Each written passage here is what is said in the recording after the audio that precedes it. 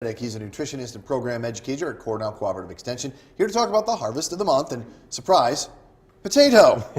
And people, maybe they think, oh, it's just a little root vegetable. What do we care? Dirt vegetable. But it's a big deal. And in fact, it's pretty much probably on everybody's table at least 2-3 times a week, don't you think? It's actually the #1 vegetable crop in the United States. On average, Americans consume 130 pounds of potatoes every year. Wow. Yeah.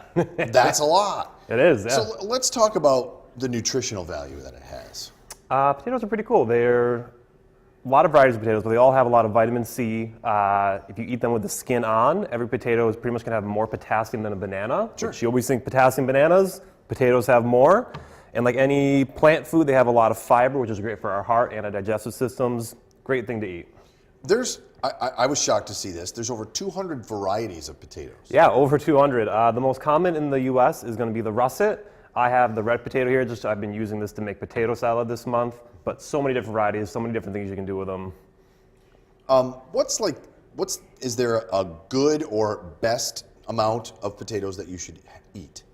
I'm not going to put a limit on it. You want to try to make half your plate fruits and veggies, any kind of fruit or veggie, and try to mix it up. So you shouldn't have potatoes every day for every meal. Get some other ones in there, but definitely include potatoes. They're good for you. All right, let's talk shopping tips. What's the most important thing you have to look for when you're trying to find a good potato? Potatoes are a little bit tough, actually. So when you get a potato at the store, you want to feel it, make sure it's firm. You don't want it to be soft at all. Mm-hmm. You want to check that there's a little bit of blemishes are okay, but this one has like a major cut in it. You don't really want that. You want to avoid those.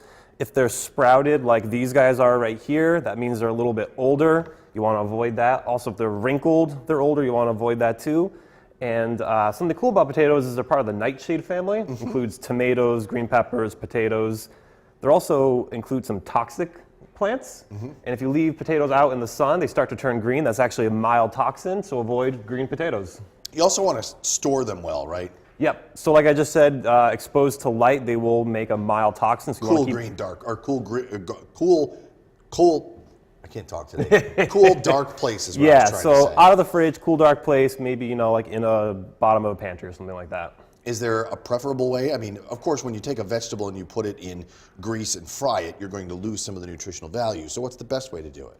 You could bake them at a high temperature, like 400 degrees, cut them into wedges. You'll get some healthy French fries that way. Mm-hmm. Roast them with some other vegetables. You could boil them up and then you can throw them in a soup or a stew or anything.